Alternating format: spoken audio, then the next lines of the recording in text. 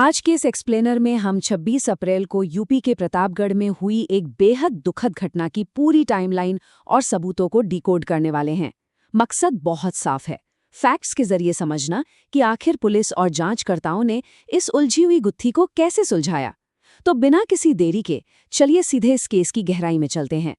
कहानी की शुरुआत होती है एक ऐसी खौफनाक सुबह से जिसने माणिकपुर इलाके को पूरी तरह झकझोर कर रख दिया।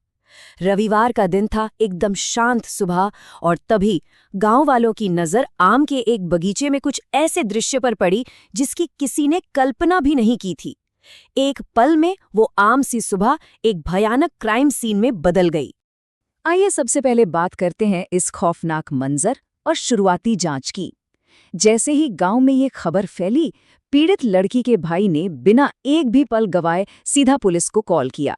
भाई ने जो पुलिस को बताया वो सच में दिल दहला देने वाला था। उसका सीधा सा बयान था, मेरी बहन की हत्या कर दी गई है और शव को पेड़ से लटका दिया गया है। जरा सोचिए उस परिवार की हालत जो पहले से ही आर्थिक तंगी से जूझ रहा था। इस दर्दनाक गुहार के बाद स्थानीय पुलिस फौरन हरकत में आई और क्राइम सीन को सुरक्षित करने पहुंच गई। अब यहाँ एक बहुत ही अहम सुराग मिला, और वो थी ये दूरी, महज 20 मीटर। जब फोरेंसिक साइंस लेबोरेटरी यानी एफएसएल की टीम मौके पर पहुंची तो उन्हें उस आम के पेड़ से सिर्फ 20 मीटर की दूरी पर पीड़िता की चप्पलें और अंडरगारमेंट्स मिले। असल में ये वो पहला बड़ा सबूत था जिसने पुलिस की जांच को एक बिल्कुल नई और स्पष्ट दिशा दी। तो दूसरी कड़ी में हम उस खौफनाक रात के घटनाक्रम को समझेंगे। आखिर वो लड़की थी कौन और उस सुबह से ठीक पहले की रात क्या-क्या हुआ था। अगर फैक्ट्स पर नजर डालें तो पीड़िता की उम्र सिर्फ 19 साल थी। उसने हाल ही में अपनी 12वीं की परीक्षा पास की थी। परिवार काफी बड़ा था और आर्थिक स्थिति भी कुछ खास नहीं थी। उसके पिता एक ई-रिक्शा चलाते थे। ये सारी बातें इस केस की गंभीरता और इस बड़े नुकसान को और भी ज्यादा मार्मिक बना देती हैं। अब अगर घटनाक्रम के समय पर गौर करें तो ये बहुत ही नैरो और क्रिटिकल है। रात के 2 बजे तक वो अपने घर में आराम से सो रही थी। उसकी माँ ने खुद उसे देखा था।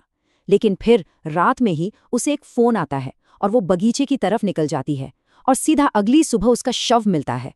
बस यही कुछ घंटों का फासला था जिसे सुलझाना जांच टीम के लिए सबसे बड़ी चुनौती बन गया। यहाँ से जांच अपने तीसरे और सबसे क्रिटिकल फेज में पहुंचती है, फोरेंसिक्स और डिजिटल सुराग। चलिए देखते हैं कि पुलिस ने बिखरे हुए भौतिक सबूतों और डिजिटल क्लूज को आपस में कैसे जोड़ा। पूरी इन्वेस्टिगेशन एक बहुत ही सख्त प्रोटोकॉल के तहत की गई।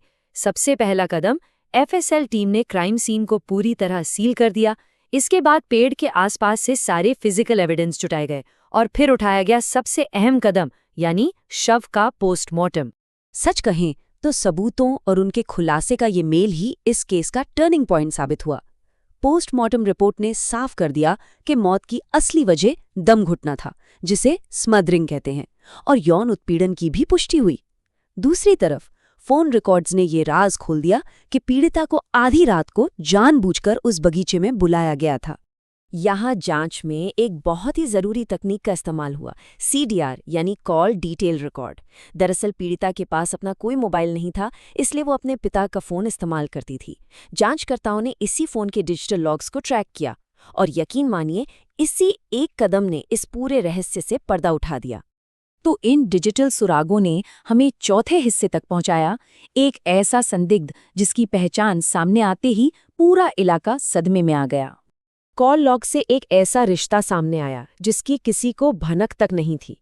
एक तरफ 19 साल की पीड़िता और दूसरी तरफ मुख्य संदिग्ध जो उसी का एक रिश्तेदार निकला और उम्र में 18 साल से कम, यानी एक नाबालिग।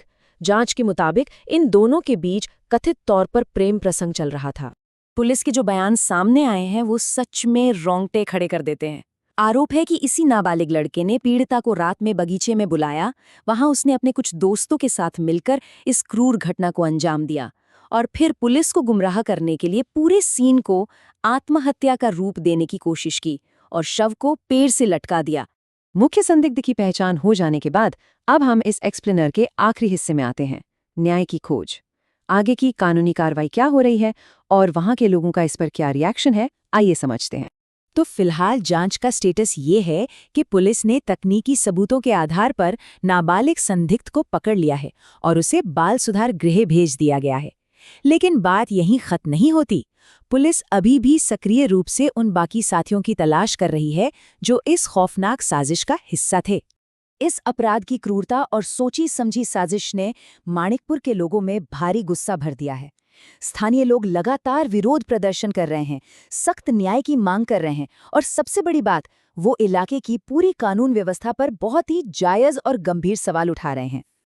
और इसी के साथ हम इस एक्सप्लेनर के अंत में आते हैं।